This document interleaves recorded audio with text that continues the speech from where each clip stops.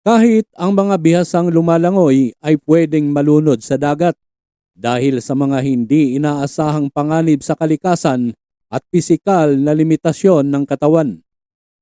Ang bukas na dagat ay iba-iba kumpara sa kontroladong kapaligiran gaya ng swimming pool.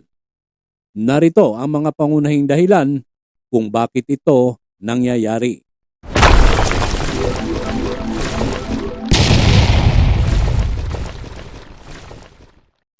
Biglaang hatak. Ito ay makitid at mabilis na agos ng tubig pabalik sa gitna ng dagat. Kahit pro, natatangay. Kaya nitong tangayin kahit ang mga Olympic swimmer. Pagkapagod, nalulunod ang tao hindi dahil hindi siya marunong lumangoy, kundi dahil napapagod sila kalaban sa agos. Kampante ang marurunong lumangoy kaya lumalayo sila sa pangpang.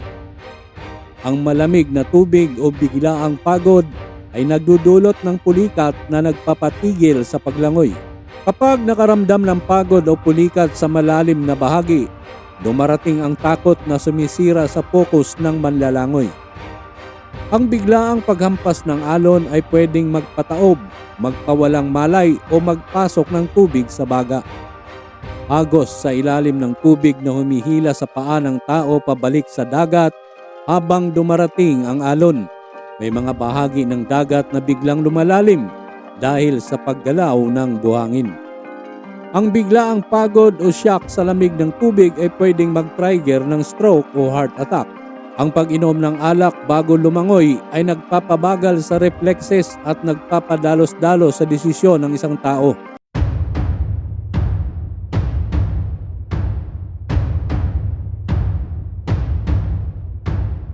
Ang dalawang basketball player ng Ateneo Blue Eagles na sina Rene Clerc Baterbonia at Divine Adili ay nalunod matapos silang tangayin ng malakas na agos ng tubig habang lumalangoy sa isang beach resort sa Dipakulaw, Aurora. Nangyari ang trahedya noong June 8, 2026 habang ang koponan ay nagsasagawa ng kanilang opisyal na team building activity. Ayon sa paunang investigasyon ng Aurora Police Provincial Office, biglaang tinangay ng malakas na undertow o agos ang mga biktima habang sila ay nasa tubig. Nilinaw ng pulisya na walang katotohanan ng mga balibalita sa social media na may nakatali o nakakabit na mga pabigat sa katawan ng dalawang atleta bilang bahagi ng kanilang training. Ayon sa lokal na pamahalaan ng Dipakulaw, hindi ipinagbigay alam ng pamunuan ng koponan ang aktibidad sa kanila. Kung napaalam ito, nakapaghanda sana ng mga lifeguard o tauhan mula sa Philippine Coast Guard at MDRMO para magbantay. Ipinasara na ng lokal na pamahalaan ng resort matapos makitaan ng ilang pagkukulang sa safety protocols. Bagamat nagpahayag ang pamunuan ng resort na wala silang naging kapabayaan. Dahil sa panawagan ng katarungan mula sa pamilya ng mga nasawi at sa komunidad ng Ateneo, kasalukuyang nakatutok ang iba't ibang ahensya ng gobyerno sa kaso. Inatasan ng Department of Justice ang National Bureau of Investigation na magsagawa ng malalimang investigasyon upang malaman kung may sapat na batayan para maghain ng kasong kriminal.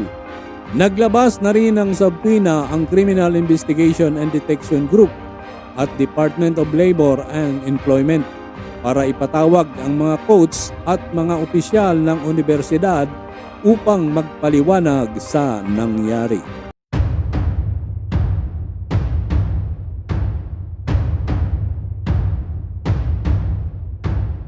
Si Rene Clerc Bobet Baterbonia ay isang 19 anyos na sumisikat na bituin sa Philippine basketball. Bagamat sabi ng kanyang dating coach ay 18 anyos lamang ito. Kilala siya sa kanyang pambihirang talento, kababaang loob at matinding determinasyon na maiahon ang kanyang pamilya mula sa kahirapan.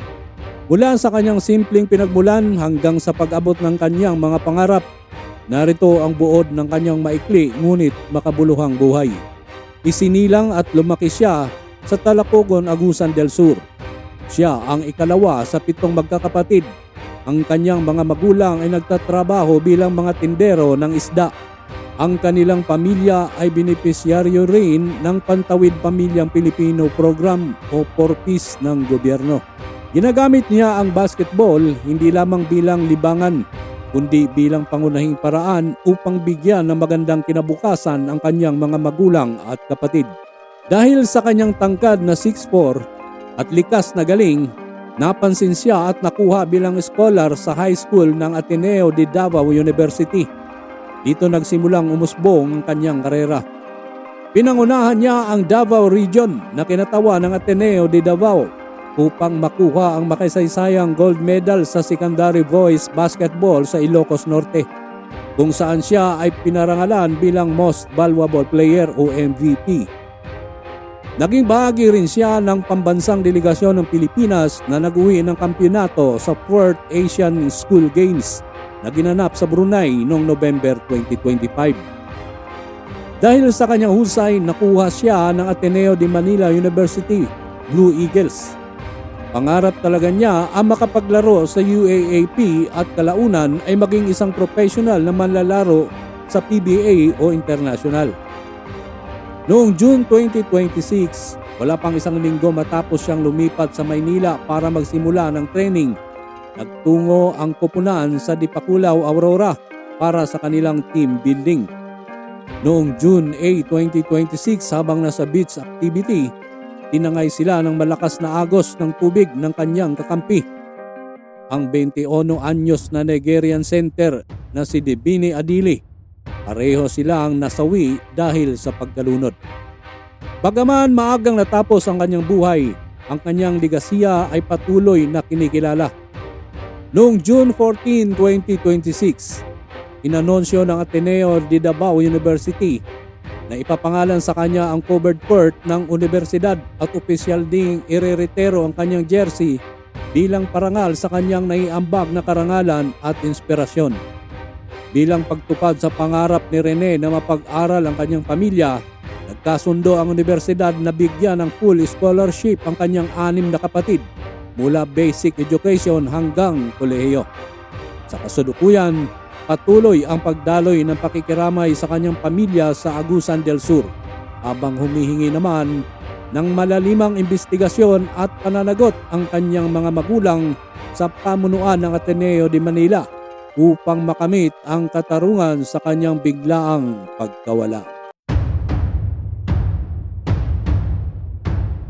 Si Divine Adili naman ay isang 21 anyos na Nigerian student athlete na naglaro bilang center para sa Ateneo de Manila University Blue Eagles.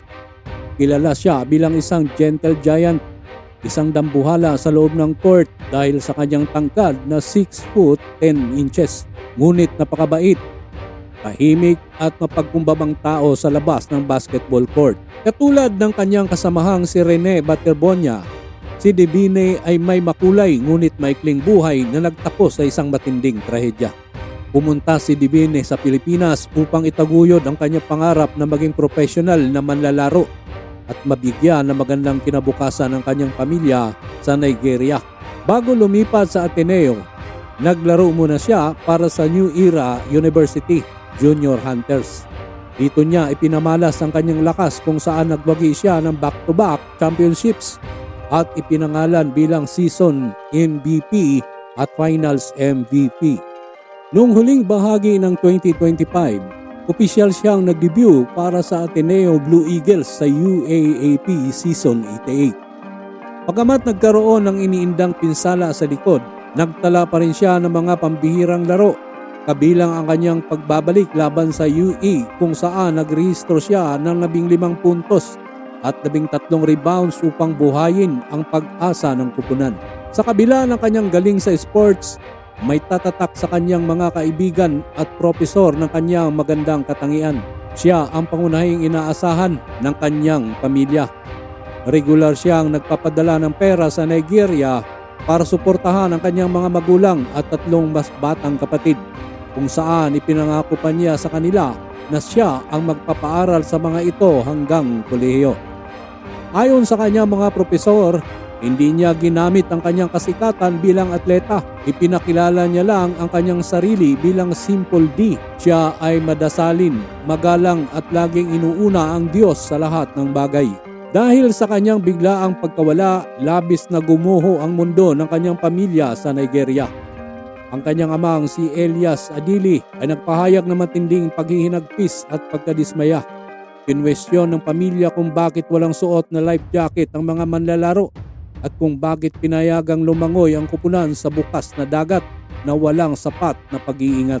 Tahasang sinabi ng kanyang pamilya na hindi nila matatanggap ang simpleng hingi na paumanhin ng coaching staff dahil buhay ng kanilang tanging pag-asa dahil sa pinaniniwalaan nilang kapabayaan. Kasalukuyan silang nakikipag-ugnayan sa mga otoridad sa Pilipinas para sa isinagawang investigasyon ng NBI.